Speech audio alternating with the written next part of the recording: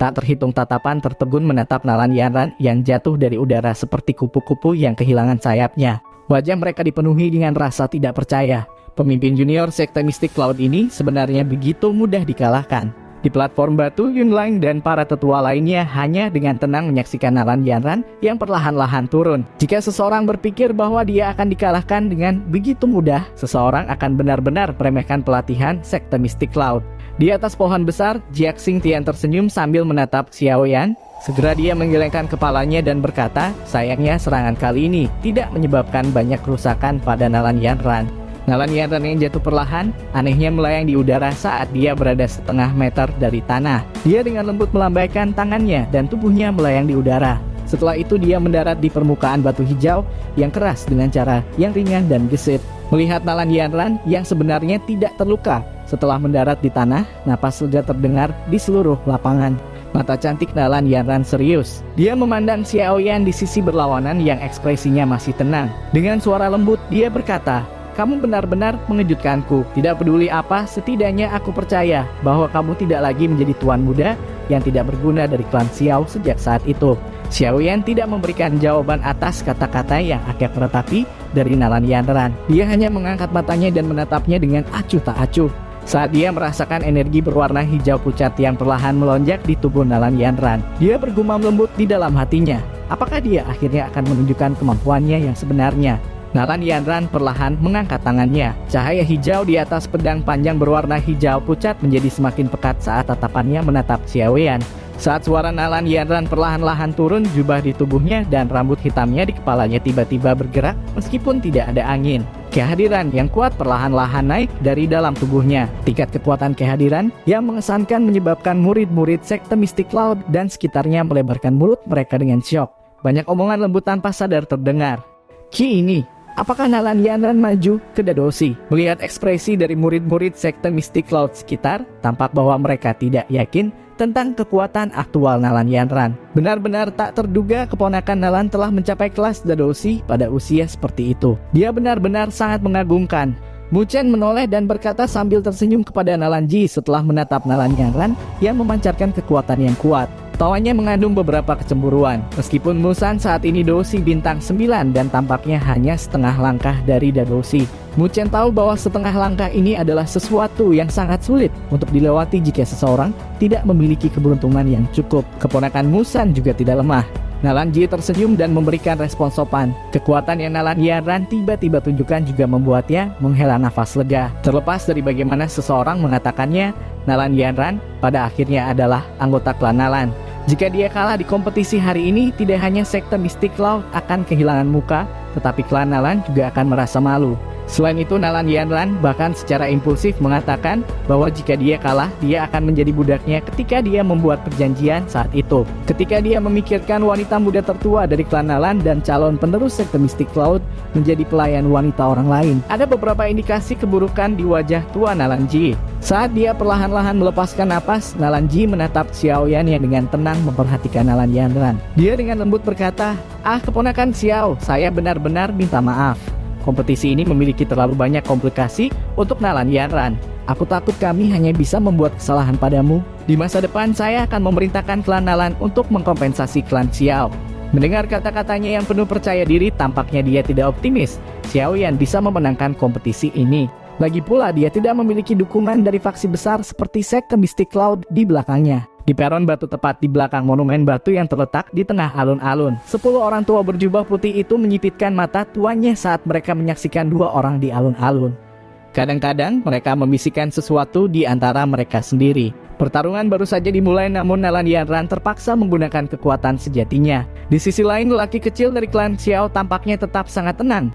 Seorang pria tua berjubah putih menoleh dan dengan lembut berkata di samping Yunlang. Suaranya terdengar agak khawatir. Pola pikirnya memang cukup bagus. Jari Yunlang dengan lembut menepis debu yang tidak ada di jubahnya saat ia berkata dengan santai. Tapi kompetisi semacam ini bukanlah sesuatu di mana orang hanya bisa mengandalkan mentalitas mereka. Kemajuan Nalan Yanran selama beberapa tahun ini adalah sesuatu yang bahkan membuat orang-orang tua kita merasa terkejut. Tidak peduli betapa luar biasanya bakat pemuda itu, setidaknya tidak mungkin baginya untuk mengejar ketinggalan Nalan Yanran sekarang. Anda semua tidak perlu terlalu khawatir. Karena Nalan Yanran telah menunjukkan kekuatan yang sebenarnya, pertempuran ini mungkin akan segera berakhir. Setelah kami mengusir laki kecil dari klan Xiao itu, aku tidak perlu khawatir tentang itu, kata Yunleng dengan samar. Mendengar Yunleng mengatakannya, pria tua berjubah putih itu tidak bisa berkata apa-apa lagi. Di tanah terbuka, kehadiran mengesankan Nalan Yanran dari dalam tubuhnya perlahan berhenti meningkat ketika akhirnya mencapai kelas Dadoshi. Dengan gelombang pedang panjang di tangannya, cincin pedang yang jelas terdengar di atas tanah terbuka dengan santai. Di ujung pedang aura pedang berwarna hijau mengembang dan menyusut. Itu menunjuk ke arah Xiaoyan. Dari kejauhan dan angin liar langsung muncul entah dari mana. Mengamati Nalan Yanran di sisi yang berlawanan saat kekuatannya berhenti naik, Xiaoyan mengerucutkan bibirnya.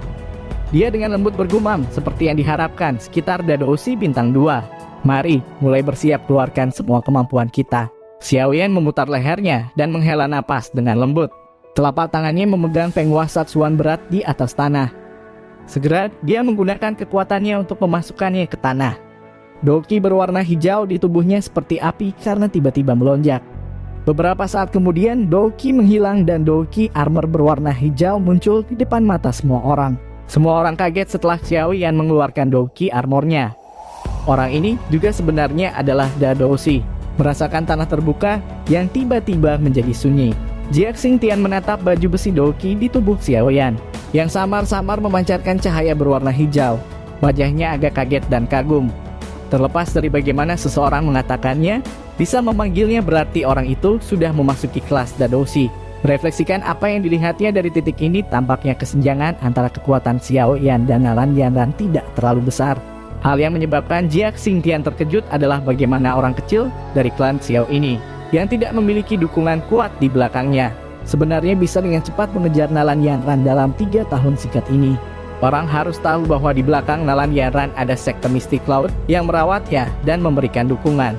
Anak muda ini bukanlah seseorang yang sederhana. Jia Xingtian dan Fama saling bertukar pandang. Keduanya bisa melihat emosi ini di mata orang lain.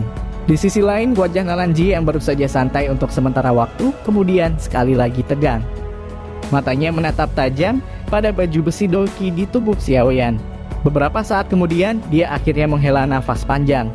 Dia perlahan-lahan menutup matanya dan ekspresi di wajahnya menahan sedikit rasa pahit. Kali ini Nalanji benar-benar merasakan penyesalan.